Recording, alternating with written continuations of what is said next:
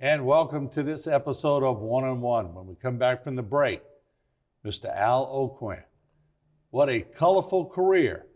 And we're going to find out all about it. Don't go away.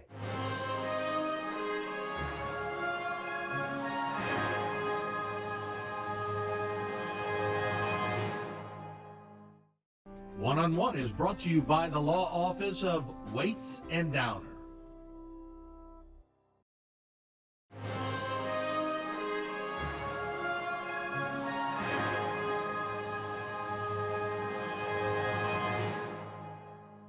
What made you say, all right, I'm going to LSU, Tulane's in my blood, but I'm going to LSU? Well, what made me, I actually got another commitment from another boy to play. I won't say who.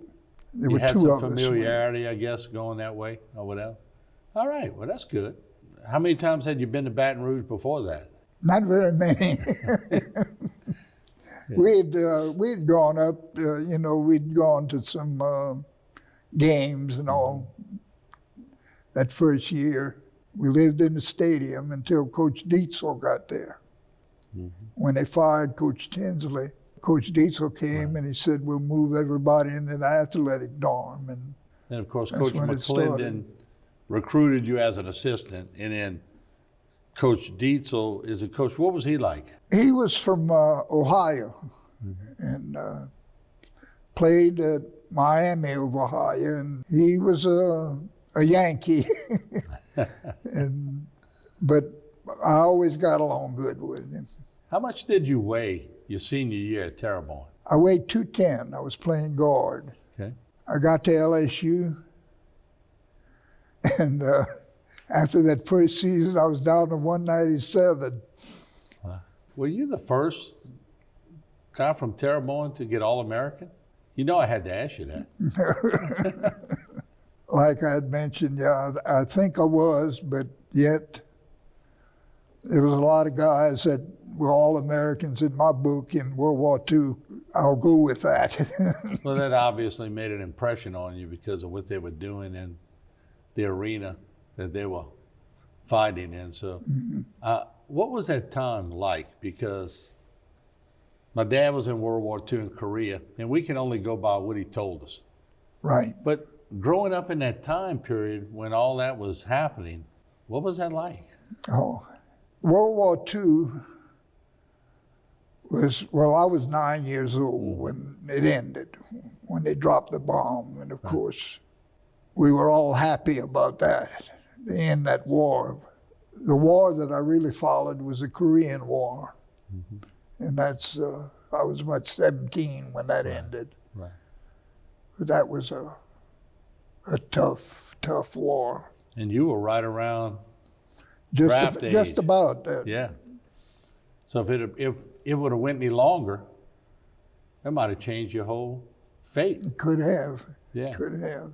You get to LSU, and the opposition is a little bigger, faster, and better than it was in high school. Oh, Tell me how that worked out.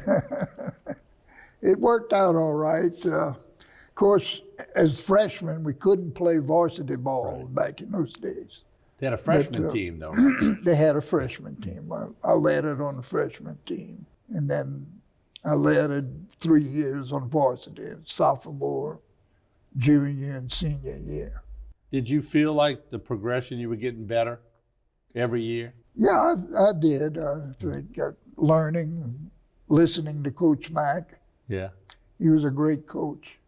What was his temperament like? Because he was young at that time, right? In the times I knew him, he never changed. He was always the same old Coach Mack. Yeah. But he could be tough, huh? Oh yes, he could be tough, but he knew how to do it. What were you most proud about of your LSU career? Making captain a senior year. Yeah, that's a special honor. Who asked you to be the captain? Do you remember that? Take us back. At the end of the season, it's just an election by the team. But that's special because your own teammates. Yes, it is. So what do you think they Very saw in much you so. that they said, we got our captain in our mind? What do you think they saw? Hopefully a guy who respected him and liked him. And got in the trenches. Oh, absolutely. each and every day. What was your major? Geology. Really? Is that something you always wanted to do? Yeah, I would say so. It's an interesting subject. And you had a pretty good knack for Well, I did all right. it? You're so modest. Everything you did is all right, but you had pretty good credentials everywhere you went. So you had LSU, and you start getting some pro offers. Is that correct? A few, yes. Offers from Detroit. Did you know anybody over there? How did it work back then? Was there actually a draft, or was there, at that point, was it just coaches talking to coaches? How did that work? As far as pro football, Right. they did the same thing they do now. Okay. You went up, you had a drafting day, and they picked their people. Mm-hmm. The way I looked at it, an interior lineman didn't make very much money. In fact, about $4,000 a year. Yeah. Big money, huh?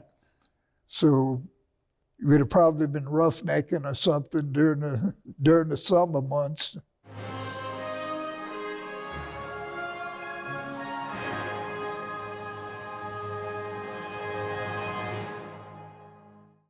For all of your cases, including those with catastrophic significance, call Waits and Downer Law Firm.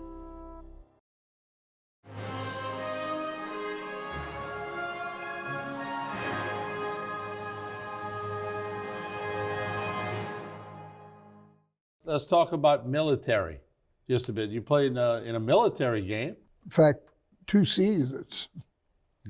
We played it. Thing about military, it's not organized like college ball. The first 2 years I got to Fort Benning, we didn't have a team. But then a commanding general came in and he said, I want a football team. So Right. he got a football team. So how did it go about? We want a football team. Any of y'all ever play football? Something like that. Yeah. Was it well known that you had a pretty good football career? Well, I wouldn't say well known, but they came out and got me. And later on, I was changed to athletic director up there at Benning. And we had a new coach that came in. He was a fabulous coach, but he believed in, he did all the coaching. He had 2 assistants who would just stand there and watch him. So I figured we better change this. So I had us put on temporary duty, and we went to Tuscaloosa and watched Bear Bryant in spring practice. What was that like? Was that an education? Oh, it was an education for him. I already knew what it was like because Dietzel had coached under Bear Bryant. Very true. Yeah. And so did Coach Mack. Yeah.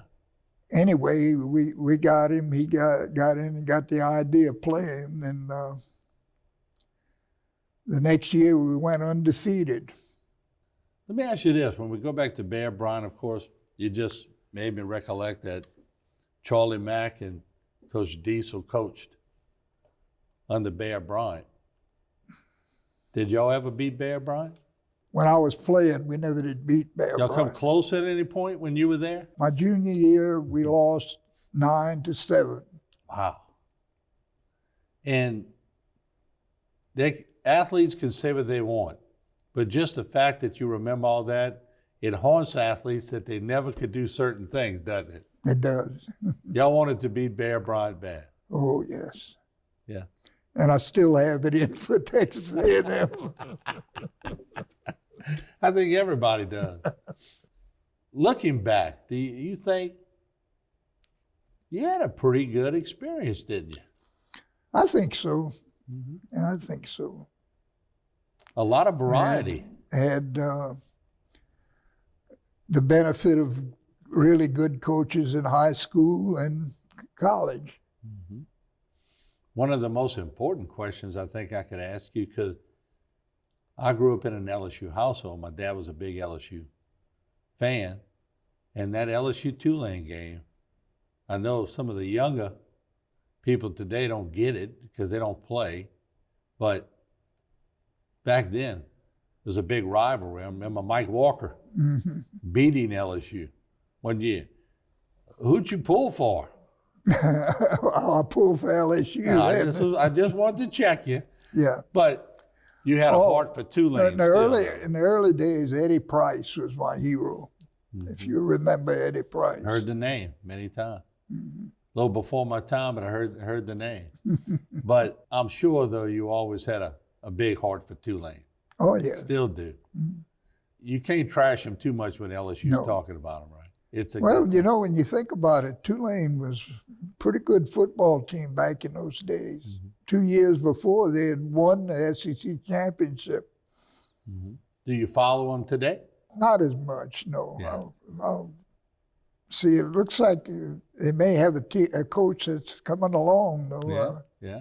So looking back at all of the athletes you played against, who's the best athlete that you ever saw on a football field? He was a football player, Billy Cannon. And was fast, too. Oh, yes, he was fast. Yeah. Fast, tough, determined. He had it all. And he was an excellent student. Really? He was. Oh, Well, he wound up a dentist. Well, that's true, yeah. Med school degree. Yeah. When you're seeing football today and you're watching those games on TV, it's changed quite a bit, hasn't it? Oh, yes, certainly. And the speed. The Of course, y'all had a few fast people, yes. but everybody's fast. Even the linemen are fast. When you look at Billy could have gone to the Olympics in 100 to 220 and the heavyweight weightlifting. Not to mention the shot put. But we all remember Halloween, right? Oh, yeah. That Halloween run. It's just incredible to watch. The amount of tackles that he broke. Oh, yes. Just a classic. He was great. Yeah. Any regrets when you look back? You've had a great life, great career. Not really. In fact, what I'm most proud of now are my grandsons and great-grandsons. Right. How many do you have? My son. Oh, I have 17 altogether. Really? So you've done well in more than one area, haven't you? My great-grandson, he's the first one playing right now for South Terrebonne. He was elected the Scholastic Player of the Week. Wow. So he's got the brains to go along with the athletic ability. He wants to be a doctor. Yeah. Isn't that proud that when you could look at what you've accomplished and you see the offspring and their offspring excelling at certain things? Got to make you proud, doesn't it? Oh, yes.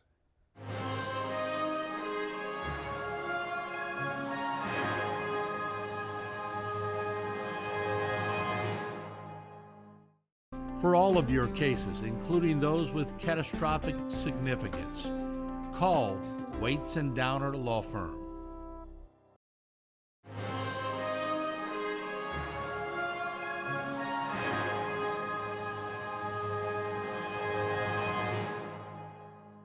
What kind of advice do you give? Because, like I said, when you were coming up, Korean War, you were right on the cusp of the Korean War.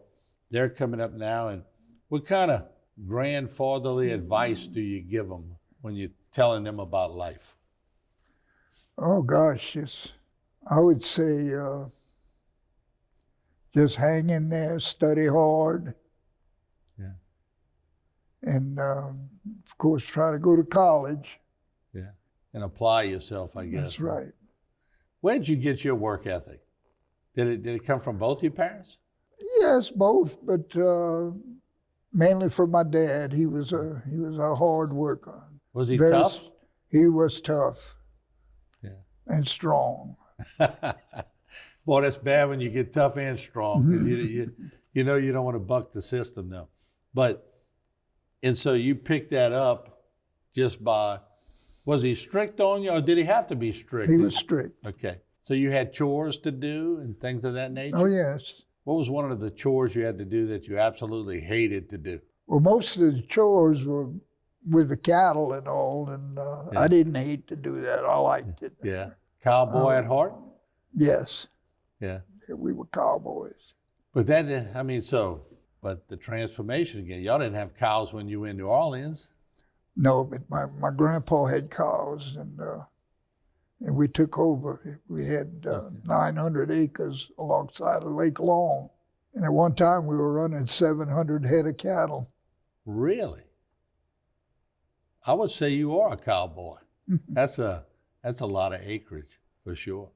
And did y'all have a lot of help? When we had to have it, we had a lot of help. Of course, all the grass cutting and everything like that. My dad and I did it. My grandpa also. You know, the irony of that story is you had 700 head of cattle, and you had, I think you told me, your first steak when you were a senior in high school? Yeah, well, at that time they weren't my cattle. Right. The future looked good, didn't it? But we had plenty of meat to eat. About to say, yeah. I'd never eaten it in a restaurant.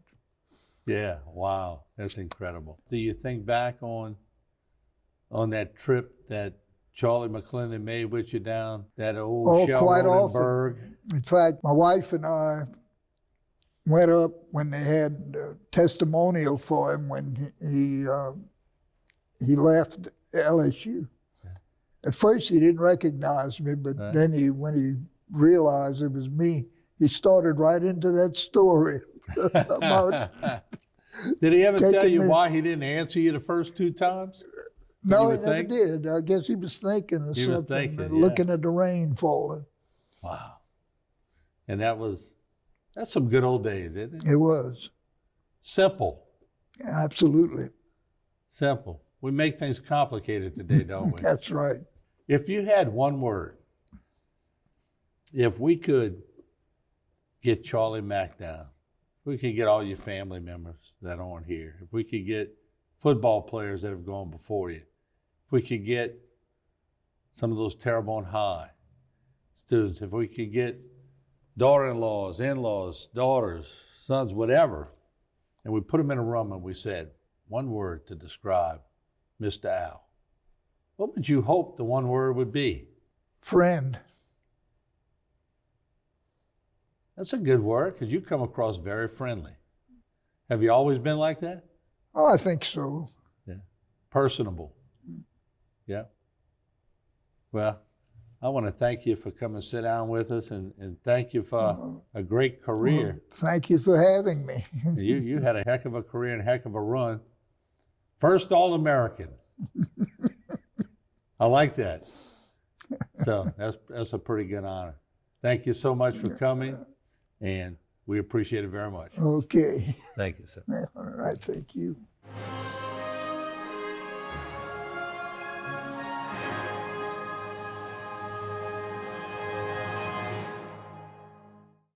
For all of your cases, including those with catastrophic significance, call Waits and Downer Law Firm.